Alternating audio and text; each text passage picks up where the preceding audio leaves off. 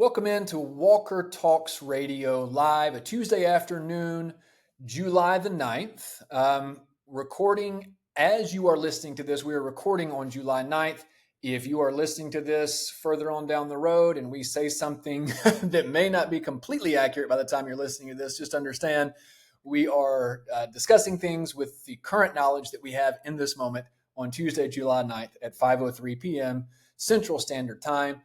Coming to you live from West Tennessee, where we are sort of on the outer bands of this hurricane that's starting to dissipate. Like the weather that I'm getting right now in July is kind of nice. I'm not gonna lie. I know the hurricane wasn't nice for people in South Texas and up to Mexico, but the outer bands have cooled things off here. So usually July is suffocating and humid and hot in West Tennessee, and today it's actually been bearable.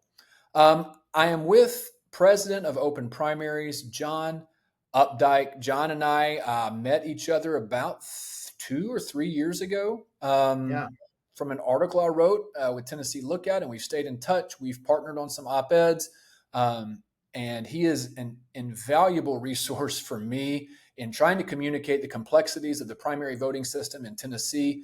And those complexities have gotten even more confusing somehow in the last year, and we will dive into that. But John, just to get right into it, I want to talk about something that happened about a week and a half ago. I was on vacation in Delaware, and it was the first presidential debate, and I wasn't sure if I was going to watch it or not. And it started, I think, 9 o'clock Eastern, which is perilously close to my bedtime. But I got in bed, I got my computer out, and I was like, I'm just going to tune in to this for a little bit. And I watched about 10 minutes, and I couldn't watch any more of it in real time. It was too hard for me to watch. You and I have had discussions since we've known each other, sort of about the perils of the two-party system and the tribalism that seems to have grown really since 16. And I think it was building before that, but really 16, it seemed like everything just got ripped apart. 2020, I think, pulled it even further apart, and so here we are in 2024. Almost feels like a worst-case scenario. So I think an appropriate place to start with this conversation about open primaries is our choices that we have right now for president of the United States. It seems like this could be the tipping point for things to start to shift some way or another, maybe a viable third party, or even people who are so entrenched in their own parties, at least they identify with a Republican or Democrat, starting to move away from that and towards the middle. What's your take on that? Have you had conversations with people who are just sort of throwing their hands up at this point and saying, okay, enough is enough? Yes, I mean there's a lot of mixed emotions going on in the country right now, and you're right. In some ways the conversation has focused on, hey, Biden is clearly not functional. He's not capable of running for president and nor being the president, and that was despite several years of the Democratic Party kind of shielding Biden. Operation Bubble Wrap is what they called it. You just can't put the genie back in the bottle. And 50 million Americans got to see, and those of us like myself who have aging parents know this is not a pretty picture. And all of us are going to go through it, frankly, if we're lucky to reach that age. But part of what is so hard about this, in my opinion, is that there's many people in the Democratic Party now that are saying, oh, Joe needs to step down and we need to get some new candidates in there. And I certainly believe that. But these are the same people that kicked Robert Kennedy out of the Democratic Party. People forget he didn't start out as a third party candidate. He started in saying, I want to challenge Joe Biden in the primary. And the Democratic Party said, nope, no competition. We're not going to let you on the ballot. We're not going to have any primary debates. Then Congressman Dean Phillips came in and said, he said, look, I'm not qualified to be president. I just want there to be some competition and some dialogue about whether Biden is fit to be president. I want Biden to prove that he can do this. And they said, nope, we're going to kick you off the ballot. We're not even going to acknowledge your existence. So the Democratic Party And I think this is we just have to be honest about it. The Democratic Party is not democratic. They don't believe in democracy. They don't believe in an open process in which the people get to decide. This is my dog Jojo, who clearly That's agrees with me.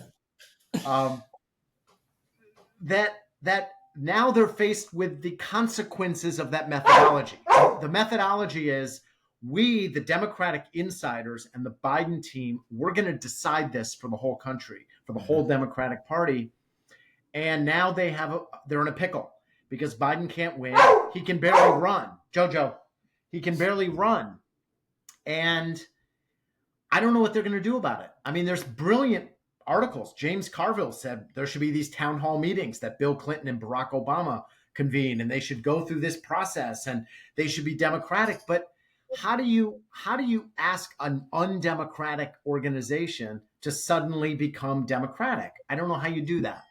And they have a history with this. If you remember 16, basically they worked a way to where Bernie Sanders wasn't going to get the nomination. It was going to be Hillary because they didn't want Bernie to have that nomination. So they worked their way around that. Like they are, in the last 10 years, there's a pattern of that. And you're exactly right. And I've considered myself for a long time, even though we don't register as parties, and we'll get into that later in Tennessee, a Democrat. I voted for a Democratic president since 2000. Governors all the way down the line, usually because my personal values line up with that. But over the last several years, I've felt myself tiptoeing away from that, not wanting to be linked to a party because no party is perfect. And as people have sort of split off into these tribes, I found myself not wanting to be a part of that. And I think a week and a half ago was the tipping point for me to officially just walk away completely and say that this is enough. I have as much anger right now toward the Democratic Party, even toward President Biden, almost as much as I do the other side. And I've been angry at the other side for a long time. But this is you're exactly right. This is undemocratic. It's essentially sticking up a middle finger to the people who have supported your party for a long time, who are just asking for another option. They're saying, no, we know better than you do. And you're exactly right. That's undemocratic.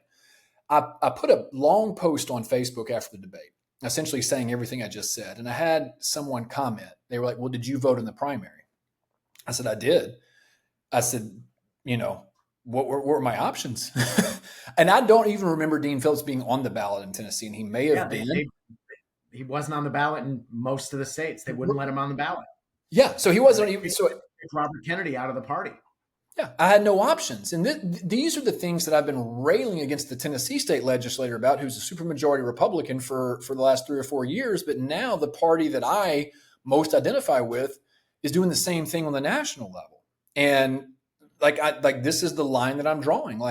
I'm not saying I'm a free agent, but at this point, this isn't working. And now I believe the conversation we're about to have becomes even more important than it has been. Absolutely. And there's two things that I think, for me, are very important. One, there was a bombshell that got no news coverage. But this happened last week. Gallup poll released their latest political identification survey. They do this every month. They've been doing it since the 70s. And for the first time in United States history, there are now more independent voters in the United States than Democrats and Republicans combined. It's 51%. It's never happened before. You're one of millions of people that are saying, I'm done with Team Red. I'm done with Team Blue. I don't trust either of them. I might vote for one or the other because what are my options? But I'm not on either team. I'm independent. And that got no news coverage at all. Nothing. The second thing is that, and I'm working day and night, and my whole team is working to publicize this and elevate this conversation. The reason that we have primaries is so that ordinary Americans can weigh in before the November election, so that we have some say in who the candidates are going to be, who the front runners are, who are going to be the mainstream candidates that we get to go in. But what's happened over the last 50 years is that the parties have taken control of the primary system. So these are publicly funded elections. They're publicly administered. They're run by the government. They're not private elections. And yet small little groups of partisans in different ways have taken control of it, and they determine who gets to vote in those primaries and who gets to run in those primaries. And so we, the people, are oftentimes faced with no candidates on the ballot. We're not allowed to vote. There's signs like in Tennessee saying you might be prosecuted if you vote. And we end up with a situation with two of the most unpopular candidates in American history facing off against each other in November. I'm sorry for my dog, but he's very excitable today. Hey, we're all emotional right now. I understand. Yeah. Let me ask you this. Do you believe that our current options for 2024 for president, do you think this is a direct result of this? And this is a stupid question now that I'm verbalizing it. This two-party system and the way that they have manipulated the voting process. Like, is this their fault essentially? Yes, it is. That's the simple answer. I think that one of the things that's so tricky about this, Gabe, is that I think that the two-party system, the two-party system functioned for many years. It functioned very well. It kept America stable through the turbulent 1960s, through the turbulent post-war America, through global affairs. It was a very, post-World War II has been a challenging environment, and the two-party system allowed us to navigate and engage different issues of civil rights and so forth and so on. The biggest selling point of the two-party system was stability. And now the two-party system is actually creating instability in the country because they are they're clamping down on the ability of ordinary Americans to have a voice and to speak. Wow. Hey, Gabe, what should I do about my dog? Should I just pause here for a minute and I'll lock him out, or what do you want to do? We can just sorry about this. No, you're fine. Leave it running. Go take her out, and right, and we'll just take my dog out here. Just give me 1 second. No, you're fine. You're fine. While John is gone, for anybody that is live streaming, I think I will. Oh, that was quick. I was just going to have to go on a monologue. I was just making stuff up. Okay, good. That was easy. He's been sleeping all day, and as soon as I log on, he decides to get up and bark. What am I going to do? That's the way that is. Pets and kids. That's what they do. I've always been someone who sort of thumbed my nose at people who would complain about the two-party system, right? Like, and this is just me admitting this. And now I've finally seen the light. And I think a lot of people are. It's hard not to now. Like this situation that we are in currently, it's almost like it's not even like taking the blinders off. Like if you can see and you are not indoctrinated enough, it's obvious at this point that whatever we have right now isn't working. Now, you mentioned that the parties basically are saying who is allowed to vote in primaries. And then you mentioned the parties are basically saying who's allowed to run in primaries. And that's something I know firsthand about parties saying who can and can't vote in them. Right? I have experience with that.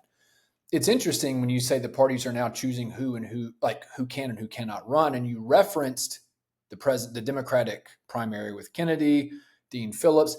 Are there any other situations like locally where this is happening too, where a party's like, oh, you're not conservative enough, or you're not liberal enough, or maybe you are conservative, but you're too moderate. We want to keep the most extreme candidate on this ballot and make sure they win this primary. Is that happening locally around the country? Oh, yeah.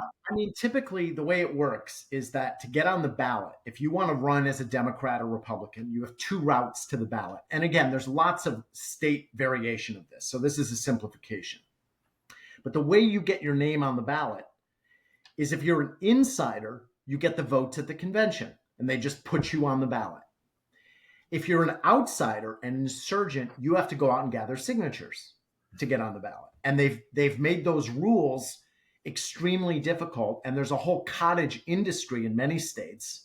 I lived in New York for many years of kicking people off the ballot for things like, oh, that person signed their name on the petition in blue ink and they have to do it in black ink. Or they put their name as Joe Johnson, but their name is Joe Johnson Jr. And so we're kicking, that's disqualified. So a lot of people have difficulty getting on the ballot. The Florida Democratic Party took it a step further in this past election. So Dean Phillips went out and gathered signatures, and the Democratic Party of Florida had a meeting, like the executive committee, 12 people, and they just said, we're not having a primary. We're canceling the primary. Joe Biden is our candidate. Why bother having a vote? And we don't care that this is a taxpayer-funded election that's, run by the people. We're just saying it's canceled. And the government said, okay, fine. So it's gotten worse and worse and worse. And it's, in my opinion, the undemocratic nature of the Democratic Party and the Republican Party, though they have different issues. Actually, Trump actually faced a more competitive primary than Biden did in this election. And that has to be talked about honestly. Nikki Haley was allowed to run in the Republican primary. Robert Kennedy and Dean Phillips were not allowed to run in the Democratic primary. It's contributing to this sense of disempowerment, of like, how do I get my voice expressed? It's like these organizations are working against me to, keep my voice out of politics. Now, there are loyal Trump supporters and loyal Biden supporters that are like, hey, the system's working fine. I don't know what your complaint is, but that's a small majority of the American people. That's 15% of America. Before we boil this down to a state level conversation, because I do want to talk about Tennessee at length, because this is where a lot of this, primary voting, I don't say opposition, but threatening of being prosecuted for voting in a primary of which you're not a bona fide member, the ambiguity of the wording of the law, and I'm gonna put law in quotes as well, the signage at polling places. There's a lot of confusion around here right now.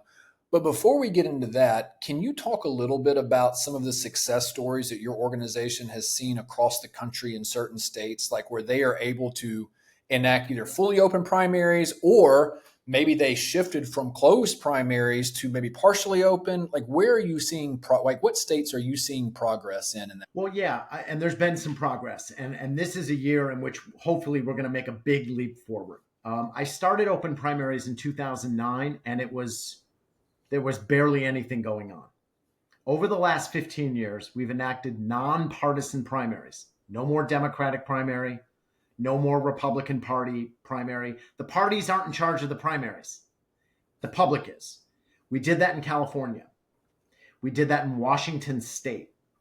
We've done that in Alaska. We passed open primaries, meaning, okay, the parties still run the primaries, but at least independent voters get a choice to pick. We did that in Colorado.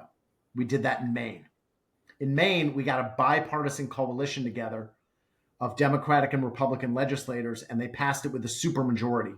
It was a great effort to break through the Team Red and Team Blue and just do what's best for Maine. This year, there's going to be referendum on the ballot in South Dakota, in Arizona, in Colorado, to go fully nonpartisan, in Idaho, in Montana, and Nevada. And if we're able to win even half of those campaigns, it's going to really accelerate the momentum on this conversation of, hey, we have to get the parties out of the business of running the primaries, because they do what's best for themselves, not what's best for the voters. And that's increasingly a problem. Let me ask you this. What does a nonpartisan primary look like? Like, I'm asking for myself too, because I'm trying to how does that function?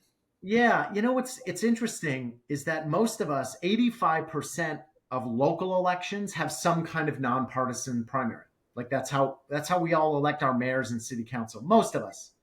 But basically what it looks like is you have a first round, a primary, call it a primary, but it's not really a primary anymore. It's just the first round of voting, and that takes place in June or September, whenever. And on that day, every voter is eligible to vote. Democrat, Republican, Libertarian, Green, Peace and Freedom, Constitutional Party, Independent, no party. It doesn't matter how you registered to vote.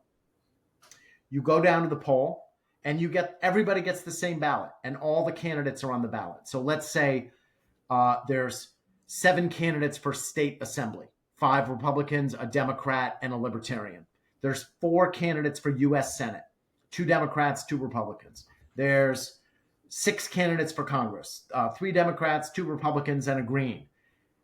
And then you, as a voter, you get to vote for whoever you want for each office. So you might say, you know what? I really want this Democrat to be my congressman, but I want this Republican to be my U.S. senator, and I'm gonna gamble. I'm gonna vote for this Green Party candidate for assembly, and I'm gonna vote for a Libertarian over here for state senate. You get to vote for whoever you want, and then whoever gets the most votes in the primaries, either the top 2 candidates, the top 3, the top 4, different states are experimenting. They go to the general election. It's no longer based on party; it's based on popularity. Mm-hmm. The most popular candidates go forward. How is that different than ranked choice voting? Well, ranked choice voting is a method by which you rank your choices. Okay. And so a nonpartisan primary can be combined with ranked choice voting, like in Alaska, but it doesn't require it. Like in California and Washington, we have a nonpartisan primary, but we don't have ranked choice voting. The top 2 candidates go from the primary to the general election, and it's a head-to-head. Mm. And there's a lot of debate about which is better, and the people are going to decide that. And frankly, I don't think we need a single model. I think people should experiment with these things, and see what works best in their state. So the benefits of this are that, think about this logically, Gabe. Let's say you're running for assembly, and you know that every single voter in your district is eligible to vote for you in the primary. Democrat, Republican, everybody, independent, everybody. Well, you're going to organize your campaign to go talk to everybody. You're not just going to talk to the people that agree with you. You're going to talk to the people that are, might not agree with you on everything. You're going to build a base and a coalition because you want to get from the primary to the general election. And if all you have is a narrow band of supporters, which is how you win a party primary, the way you win a party primary is not by talking to people that are not in your party, not in your tribe, not in your faction. So it changes the whole dynamics of what makes successful politicians, and voters love it because more and more Americans want to be able to vote for a Democrat for this, a Republican for that, a third party for this, an independent for that. They don't want to be locked into, hey, I only can vote for Democratic candidates or only Republican candidates. People don't vote that way anymore. And that's what democracy is. I mean, I think that's because what we're seeing in Tennessee is the exact opposite of that. What you just described is like a worst case scenario. This is it. We've got a District 73 House race coming up, primary, between our former county mayor and then the incumbent, who is as far right wing as you can get. And there is no opponent waiting after this primary, right? This is the election. Right. Yeah, and it's hugely important just because of the philosophies of both of these men. Like, they're completely different, and all they are campaigning to, at least one specifically, is that narrow band of people because of the confusion surrounding the primaries and all of that. And we'll get into that in a minute. But I do want to ask you this: do you think there is I know you said we should experiment with the types, but do you have a personal preference on what you think is sort of like your favorite kind of voting, whether it is the ranked choice or the nonpartisan primaries, or everybody has a shot? Like, do you have a preference on what you think is the best? I really don't. I mean, I think nonpartisan primaries to me, the big change, here's the big change. And then the other stuff is small details. The big change is who's in charge? Who's in charge? Are the political parties in charge, or are the people in charge? I want the people in charge. I want every voter to be able to vote in every election. Once that's decided, then fine, experiment with how you conduct it. What date do you combine your primaries on a similar day? Do you use ranked choice? That's all great, and people should experiment with that. To me, though, the game changer is these primaries were meant for we, the people, to have a voice, and they've been hijacked by the political parties, which are private organizations. They're private.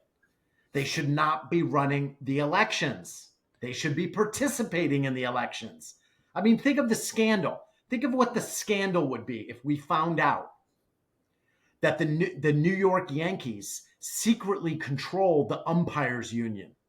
And they decided which umpires got to work at Yankee Stadium and which there'd be a national scandal. Like, no, the teams can't control the process. They need to participate, not control. So once you do that, hey, I'm all for it. Top 2, top 3, top 4, ranked choice, approval voting, whatever you want to combine, but we got to get the parties out of the business of running the elections. How has this train of conversation not gotten more traction? And it's so funny to me because I think I've had an inclination that whatever system we have is not okay and not right. And I really saw that in 2022 when I crossed over to vote in the county mayoral election and just called all kinds of hell for it. And then you and I started talking, and I was like, yeah, all of this makes sense. But have we just been so numb to the idea of this is the system that we've been given, so we think this is the only option? Well, I'm really in the thick of this, Gabe. So what I see is snowballing interest in this. And I'll tell you a story. So Nick Reed is an Air Force veteran. He owns a coffee shop in Rapid City, South Dakota. It's a very conservative area of the country. And there's a ballot referendum this year to go to nonpartisan primaries. And he was asked to speak at a political meeting, and I'm not making this up. The name of the political group is the Wingnuts. They're like a very far right, super conservative. They love Trump. They're against the open primary. They want to maintain the status quo. And they had a meeting, and he said, I'm going to go speak to these people. And by the end of the meeting, he'd won half of them over. How? Here's how we won him over. He said, wait a minute. I hear over and over from Trump Republicans that you guys are sick and tired of the rhinos. You don't like these rhinos, these fake Republicans that join your party and then they vote in your primary. The reason they're joining your party is because in order to vote in South Dakota, you have to join the Republican Party. You have to join a private organization in order to have the right to vote in a public election. So there's tens of thousands, if not hundreds of thousands of South Dakotans that are registered Republican, even though they're not Republicans, because the only election in South Dakota is the Republican primary. So he's saying this to this group of far-right Republicans, and they're saying, yeah, why do we want the current system? It forces people to join our party. We want to get rid of those people. We want the Republican Party to be a private club of people that feel and think the same way. And I agree with them. They should have the right to be a private club, a private organization, without denying us, we the people, the right to vote. Right. And so, that's what, and that, sorry, go ahead. Yeah. No, so what I'm seeing is that there's a lot of light bulbs going off among liberals, conservatives, libertarians, socialists, people that don't know what ideology they are, people that are all over the place. And that's America. And that's what I love about this country, is like just how all over the place we all are. But people are realizing this is not an issue of, oh, this is going to help the liberals or this is going to help the conservatives. No, this is going to help the people. I don't care how conservative you are. I don't care if you love Trump, love Biden, love Bernie, love whoever. This is going to help you, and it's going to give you more choice, more power, more agency, more capacity to give expression to what you believe. And those are the light bulbs that are going off, and it's really exciting.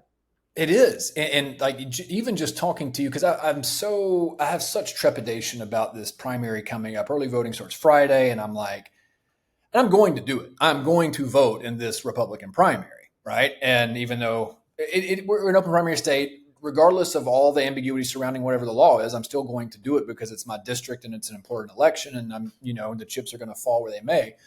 But when I have these conversations with you, I'm like, this makes so much sense. Like, whatever the logic of the law is, and in the Republicans' defense, they'll say, well, the Democrats made this law, in the 70s or 80s, and that's fine, whatever. It wasn't right then, it's not right now. Like, you can't use that excuse anymore. But these are the conversations that I hope get out there to everyone else, because like you said in South Dakota, what I'm hearing here in West Tennessee, and I would consider where I live rural compared to larger cities around the country, I'm hearing these far right groups say, rhinos, we want to make sure that real Republicans are running. And this is the answer. It's not to privatize these primaries like they're doing. It's to open it up to everybody and let the best man or woman win. Because I think Yeah. when democracy works its best is when you have a mix of ideologies, having conversation, compromising, and making a decision that's in the best interest of the constituents as a whole. Like that's how this should work, but it's not working that way in Tennessee right now. And it's not working that way on the national level either. No, and look, we've won in California, Washington, Alaska, Colorado, Maine, but you know there's so much of the country that is controlled by either Team Blue or Team Red, and they don't look identical. But I'll tell you this right now: New York State, the bluest of the blue states, is as undemocratic and authoritarian as any MAGA county in the country. Hmm. If people think it's, oh, the MAGA people are bad and the Democrats are good, it's no.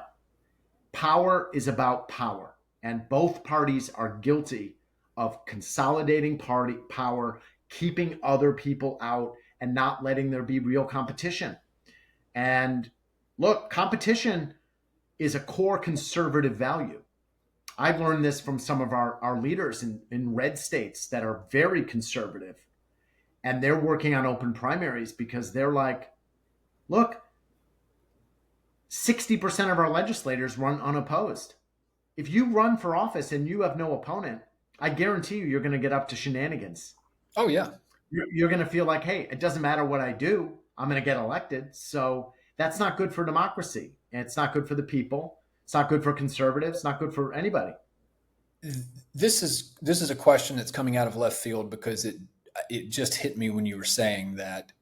Does outside money and political interest groups, how much sway do they have in a closed primary state? Or are those two things even, do they even correlate at all? I just had this pop in my head because in this District 73 race, we've got one candidate who's getting a ton of money from outside PACs that's funneled into here. And he's using it for advertising, campaigning, all of that stuff. And it just seems to me that you would be able, when you don't have competition, to, like you said, you're at the whim of whoever gives you the most money or whatever organization wants to endorse you. You're going to do what they want you to do rather than what the people want you to do if you're not worried about losing an election. I mean, look, we live in a capitalist system. I don't care what rules you have, open system, closed system.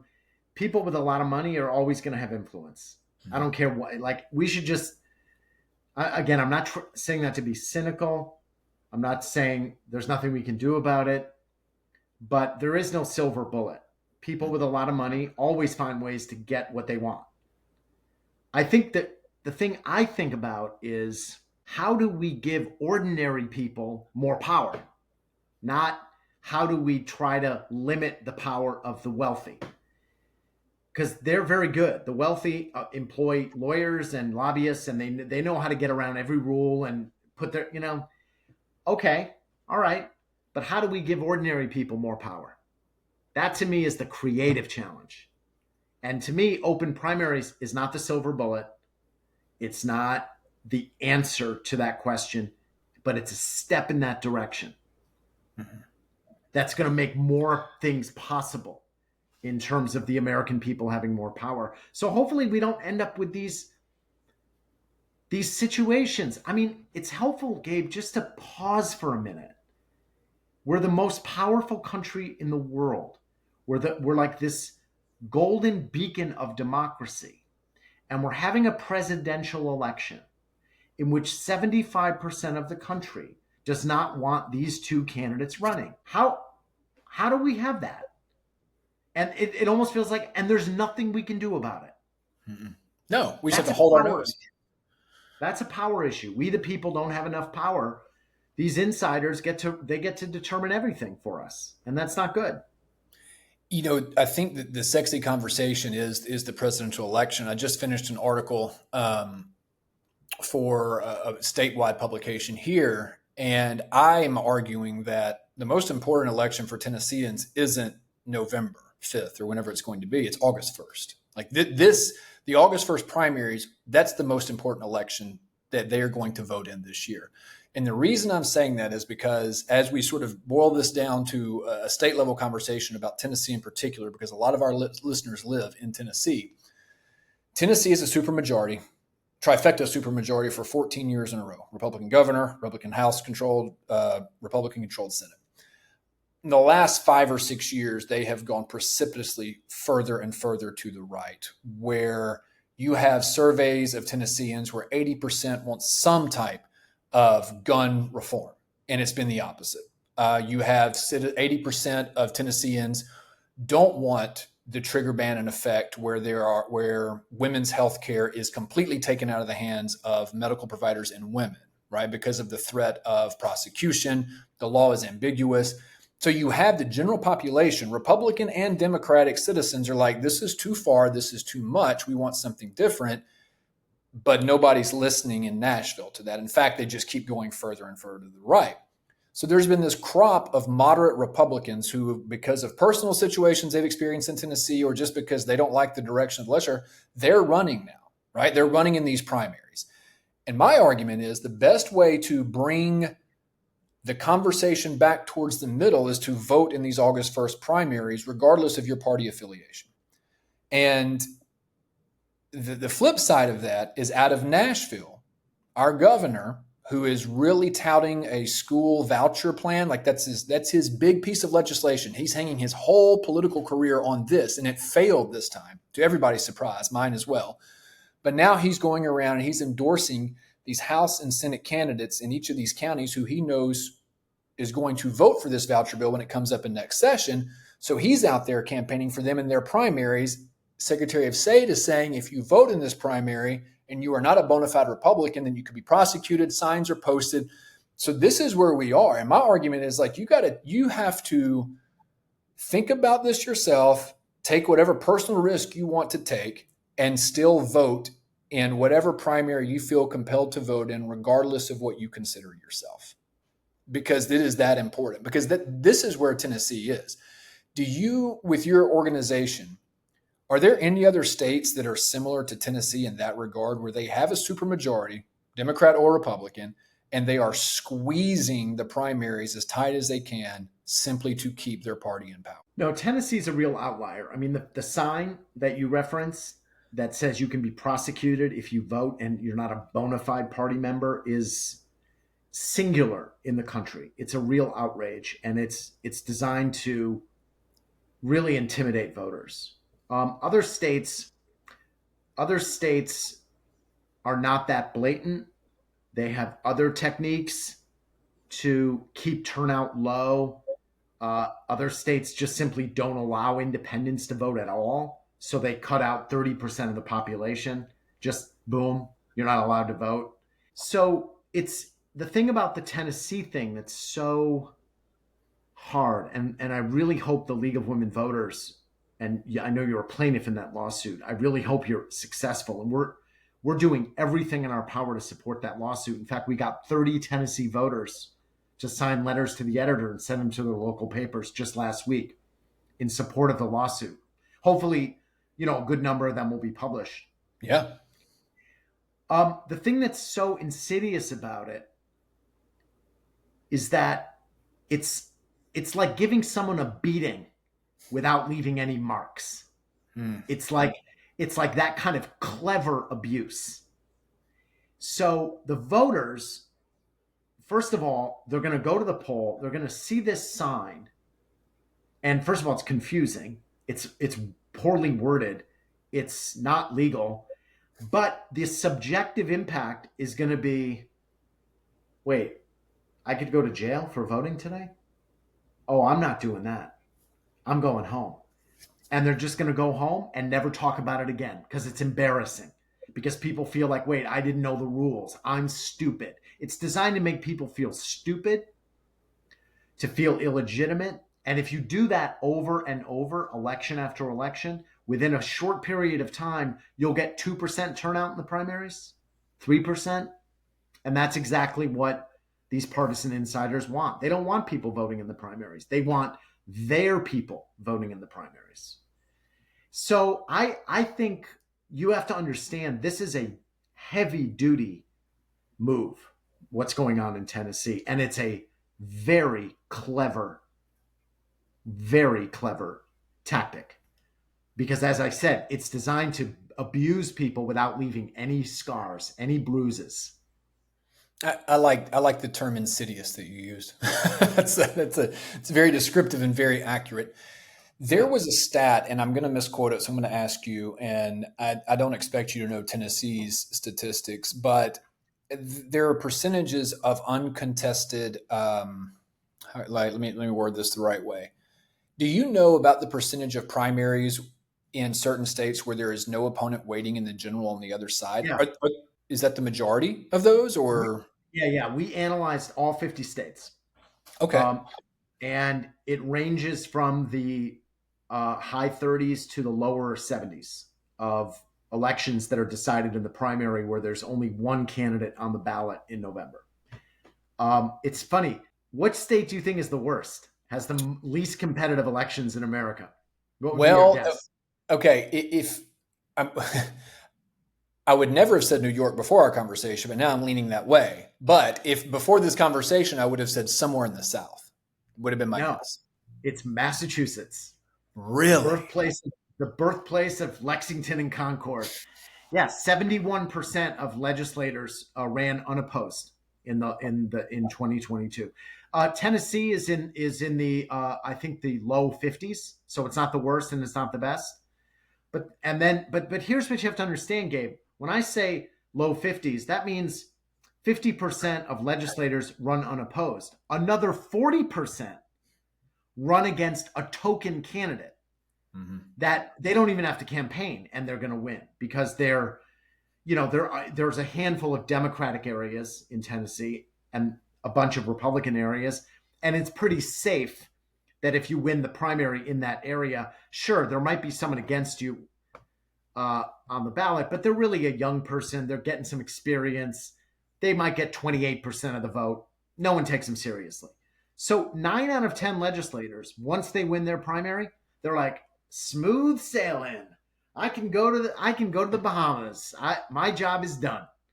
It's Wow. only 1 out of 10, and this is nationally. 1 out of 10 sweats it in the November election, So what you're but saying nobody is knows that. 90% of primary elections are essentially those are the competitive elections for Yeah, office. Only yeah, so in Tennessee, bringing it back to this conversation again, in Tennessee, the competitive races are the races that the Secretary of State and other legislators in Nashville are trying to keep the most people from voting in.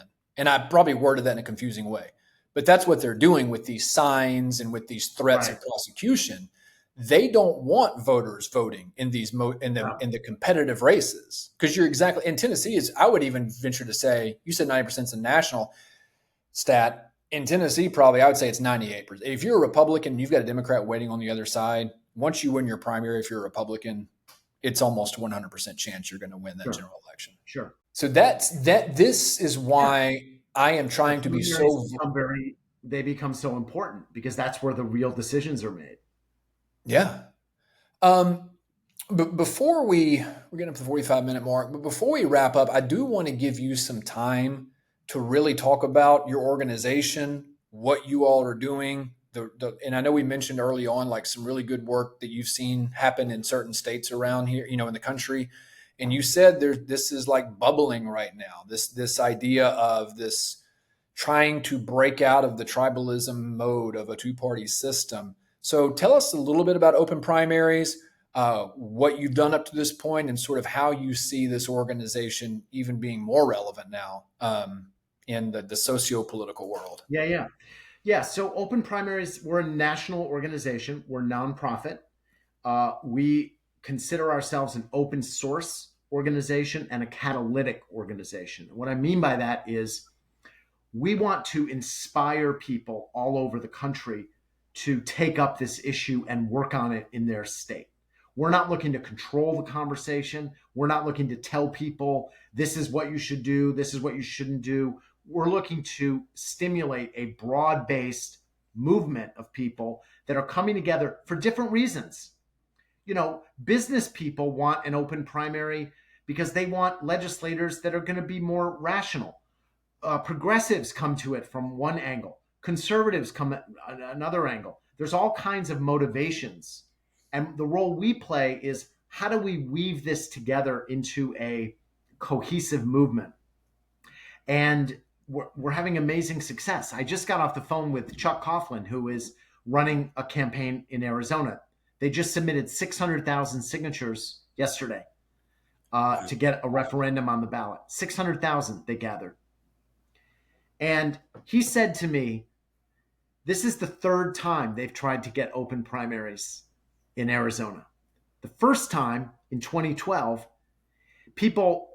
business leaders said to him, "What? I don't even know what you're talking about." And they wouldn't write a check. The second time in 2016, they said, "Okay, I get this. I think it makes sense, but I'm not writing a check. I'm going to give to the candidates." Now what they're saying is, "Oh, I get this. We desperately need this for our state. Our legislature is completely unaccountable to the people." He raised $7 million locally in Arizona for this campaign. And back in 2016, couldn't raise any money at all. So the tide is turning, and that's because a lot of different people are coming to the table and saying, we got to get this done. And it's exciting. That's incredible. I appreciate so much what your organization does. I'm sorry that I didn't know about it sooner than 2022. I really am, because I might have divorced myself from my party long before that, had I known about this and been a lot more informed about primary voting in general. Thank you so much for taking almost an hour to talk about this. It's always an enjoyable and informative experience. You do really well with it. I learn something new every time we talk, so I really do appreciate it.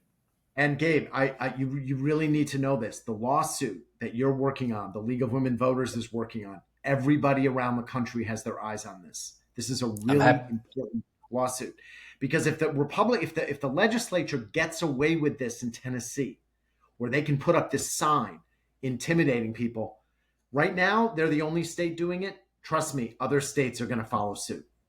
They're like, oh, if we could get away with this, we're going to do it all over the place. So good luck with that. And we're here to help in any way that we can. I appreciate it. I've always liked a good fight. So here we are. Good. Thanks so much, John. I really do appreciate it. Great. You got it. Take care, Gabe.